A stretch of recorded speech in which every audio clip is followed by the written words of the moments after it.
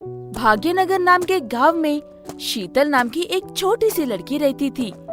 ना तो वो किसी से बात करती थी, ना ही आम बच्चों की तरह खेलती थी। उसके चेहरे पर कभी भी हंसी नहीं होती थी। वो हमेशा गांव के लोगों को परेशान परेशान ही नजर आती थी। अरे नहीं, शीतल आ रही है। सुबह सुबह इसका चेहरा देख लिया तो आज का दिन उदासी में गुजरना होगा। ची ची ची ची ची। शीतल वो सारी बातें सुनती थी, लेकिन कभी भी उसके चेहरे में बदलाव नहीं आता था। ऐसे कुछ देर बाद जल्दी जल्दी में स्कूल जाती है। आ गई तुम। कभी किसी दिन टाइम पर नहीं आ सकती तुम। अगर अगली बार लेट हुए तो याद रखना तुम, समझे? दोपहर के खाने का समय होते ही भागकर बाहर जाती है शीतल और फिर से बेल बजने के टाइम पर वापस भागकर लौट आती है। शीतल, ये अपने कपड़ों पर इतनी कचरे कहाँ से लगा कर आए हो? कहाँ खेल रही थी? टीचर, वो मैं। बात मत करो, सारे बच्चे स्कूल में ही है ना। तुम बाहर क्यों गई थी? एक तो स्कूल वक्त पर नहीं आती हो, जब आती हो तो अपनी ये हालत बन लगती। ये कहकर टीचर उसे क्लास के बाहर भेज देते हैं। शीतल भी बिना कुछ कहे चुपचाप बाहर जाकर खड़ी हो जाती है। शीतल बाहर जाकर भी खामोश ठहरे बिना पेड़ के पत्ते तोड़कर कुछ बनाती रहती है। कल से चुपचाप वक्त पर आओ और सफाई के साथ आओ। इसकी कोई कमी नहीं है। ये कहते हुए उन पत्तों को छीनकर तोड़कर कचरे के डिब्बे में डाल देता है टीचर। शीतल तब भी कुछ नहीं कहती, चुपचाप अपना बैग उठाकर स्कूल के बाहर निकल जाती है। ये लड़की मुझे बिल्कुल समझ में नहीं आती। होशियार है, लेकिन सताने वाली हरकतें करती है। अरे, ये तो इसने बहुत अच्छे से बनाई है। ये कहते हुए कचरे के डिब्बे से उन पत्तों को उठाकर अपने साथ घर लेकर जाता है टीचर और उनमें से कुछ टूटे हुए पत्तों को ठीक करके अपने घर में रख लेता है। अगले दिन सुबह टीचर स्कूल के लिए निकल कर आ रहा था। उतने में उन्हें शीतल स्कूल के पास से दूसरी गली में जाती हुई नजर आती है। अरे, ये तो शीतल की जैसी लग रही है और ये आज इतने जल्दी से आ गई है। लेकिन ये लड़की स्कूल में जाने के बजाय कहीं और क्यों जा रही है? ये कहते हुए वो टीचर शीतल का पीछा करने लगता है।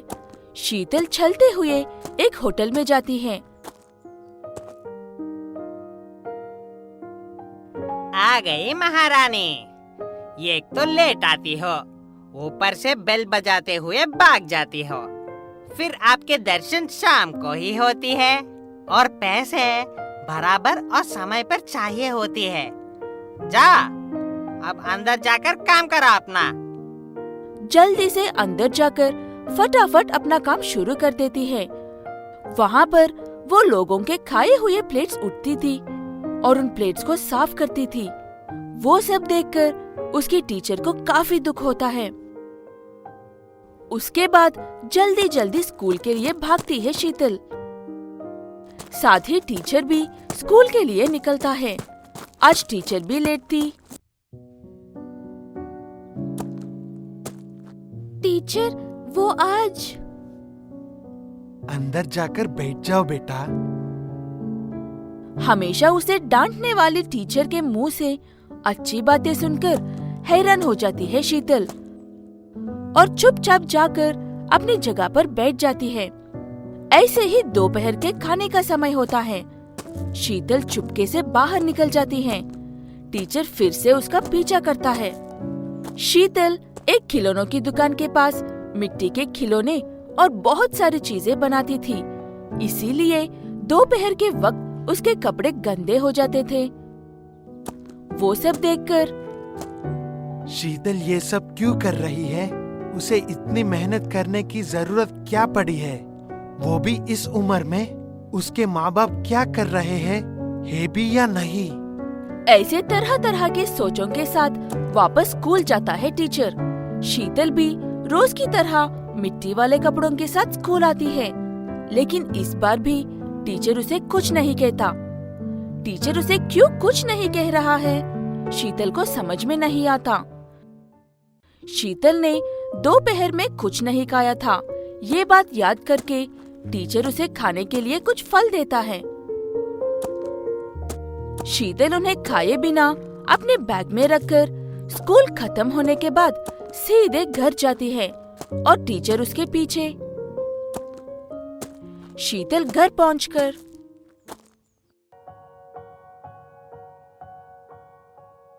माँ, मैं आज तुम्हारे लिए फल लेकर आई हूँ। ये लो, उठो और खाओ माँ।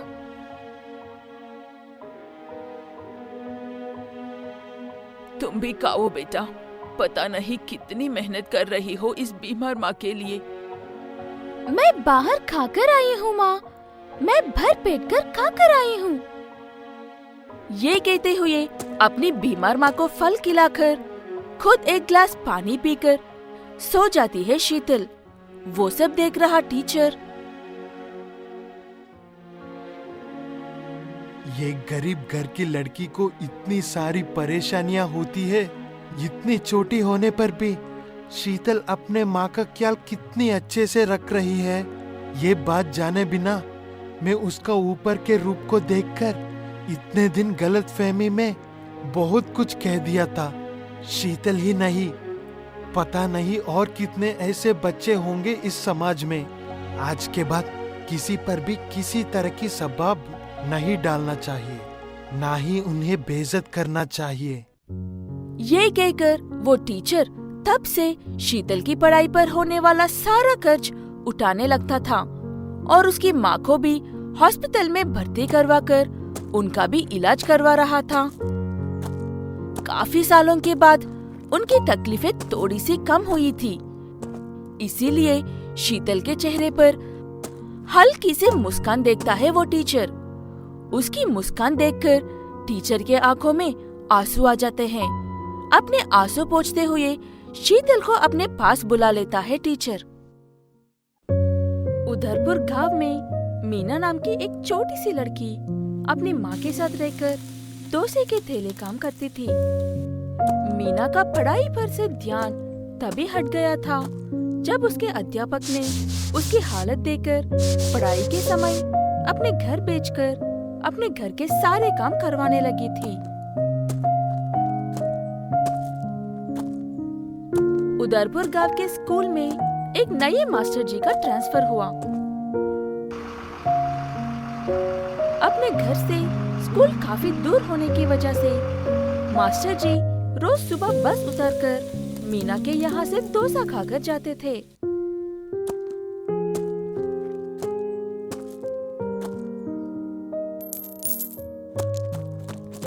वो लोग वहाँ से गुजरते ही मीना जाकर सारे सिक्के उठाकर ले आती है।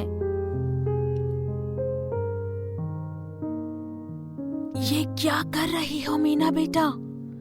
ऐसे आरती पर लुटाए पैसों को उठाना सही नहीं है।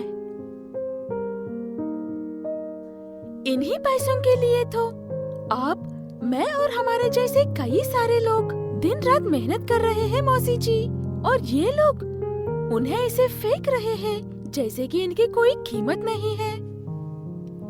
मीना की बातों से उसके ठेले की मालकिन को कहने के लिए कुछ समझ नहीं आता, और वहीं खड़े मास्टर जी को मीना की बातें काफी पसंद आती हैं।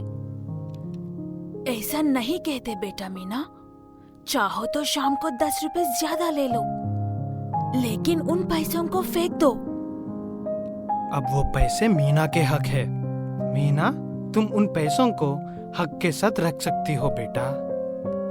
मीना भले ही पढ़ी लिखी ना हो, लेकिन मास्टर जी को उसकी बातों में काफी समझदारी नजर आती है। इसीलिए वो हर रोज डोसा खाते वक्त मीना से किसी न किसी विषय पर बात करते थे।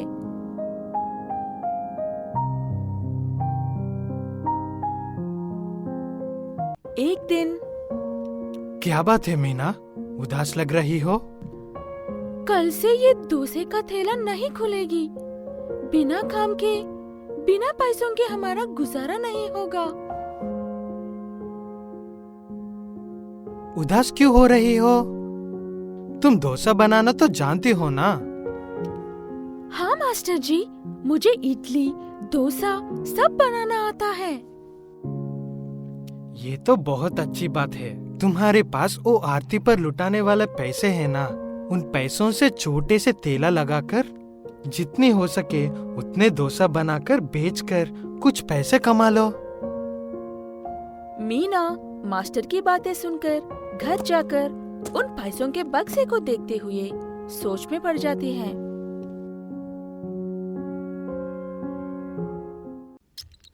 गरम गरम डोसा ले लो माँ जी, गरम गरम इडली ले लो, एक प्लेट पर एक इडली फ्री। मीना के पास पढ़ाई का ज्ञान तो नहीं था, लेकिन वो व्यापारी करने में अंबानी से कम नहीं थी।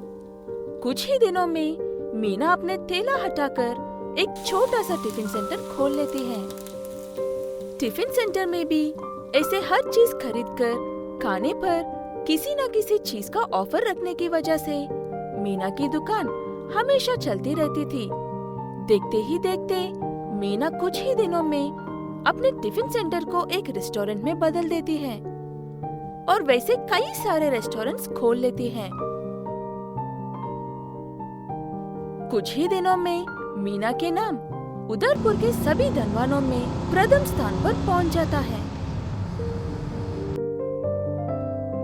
जितना कमा लिया है उतना काफी है बेटा अपनी जिंदगी के लिए। अब तुम्हें शादी कर लेनी चाहिए। मैं भी कब से यही सोच रही थी माँ, लेकिन शादी के बाद आप तो अकेली पड़ जाओगी, यही सोचकर आपसे कुछ नहीं कह पाई। मीना को अपनी माँ की बात पसंद आती है और वो एक अच्छे लड़के से शादी करके अपने साथ घर लेकर आती है। कुछ ही दिनों में उनका एक बच्चा होता है। मीना के घर में सब कुछ थे। मीना का पति उसके साथ मिलकर बिजनेस संभाल रहा था और मीना की माँ उसके बच्चे के साथ रहती थी। एक दिन मास्टर जी मीना से मिलने के लिए उसके घर आते हैं। मीना और मास्टर जी मीना के बिजनेस की शुरुआत और उन चिल्लर पैसों के बारे में बात करते थे। मीना, तुम सच में कमाल की व्यापारी हो। ये सब आपके दिए हुए हौसले से ही हो पाया है मास्टर जी। मीना की माँ उन दोनों की बातें सुनकर घबरा जाती है और चुपचाप भागकर एक डोंगी बाबा के पास जाती है।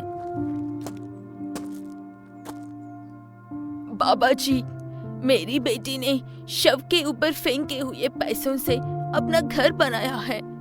हम सुबह शाम उन्हीं पैसों से खा रहे हैं। पाप, घोर पाप किया है तुम लोगों ने। मीना की माँ उस पखंडी बाबा की बातें सुनकर डर जाती है। इस पाप से मुक्ति पाने के लिए कोई तो रास्ता होगा ना बाबा जी। तुम्हारी सारी दौलत लाकर बाबा के चरणों में डाल दो और 30 दिन तक कुछ मत खाना। दौलत के बारे में तो मीना से बात करना पड़ेगा। पहले मैं खाने को अपने से दूर करती हूँ। ये कहते हुए मीना की माँ अपने कमरे में जाकर बैठ जाती है। 1-2 दिन के बाद मीना अपनी माँ का अजीब व्यवहार देखकर परेशान होती है।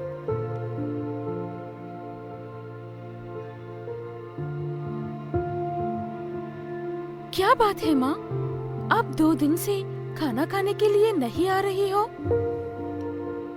तुमने उस शवों के पैसे उठाकर बहुत बड़ी गलती कर दी है बेटा। बाबा जी ने 30 दिन का उपवास रखकर सारी दौलत उनके चरणों में लाकर डालने के लिए कहा है। मैं उपवास रख लूंगी, तुम मेरे खातिर दौलत बाबा के चरणों में डालकर आओ बेटा। मीना को अपनी माँ की भोली बातों पर काफी थारा जाता है, इसीलिए वो उन्हें कुछ नहीं कहती और चुपचाप अपना सर हिलाकर वहाँ से चली जाती है। क्या बात है मीना, परेशान लग रही हो? मीना अपने पति को सारी बात बताती है। सब सुनने के बाद मीना का पति उसे बाबा के पास लेकर जाता है। बाबा जी, 2 दिन पहले आपके पास एक महिला आई थी और आपने उसे 30 दिन तक भूखा रहने के लिए कहा था ना? हाँ बेटा, तुम्हें भी ऐसी कोई समस्या हो तो बताओ। बाबा जी, मेरे होते हुए वो महिला आपके पास अपनी दौलत लाने से रही। मैं आपको 1 लाख रुपए दूंगा। आपको बस उस महिला को आपके दोंगी ब्राम से बाहर निकलकर इस गांव को छोड़ देना होगा। बाबा उनकी बात मानकर उनके साथ उनके घर जाता है। मीना की माँ बाबा को देखकर, बाबा जी आप यहाँ कैसे? आपके बच्चों ने उन शवों पर जितने पैसे उठाए थे उतने पैसों को 12 गरीबों में बांटकर अपने दामन साफ कर लिया है। अब आपको चिंता करने की कोई जरूरत नहीं है। बाबा की बात सुनने के बाद मीना की माँ को सुकून मिलता है। तभी किचन से खाना लाकर अपने हाथों से उन्हें खाना खिलाती है मीना। और आगे से पूरा परिवार खुशी खुशी रहने लगते हैं।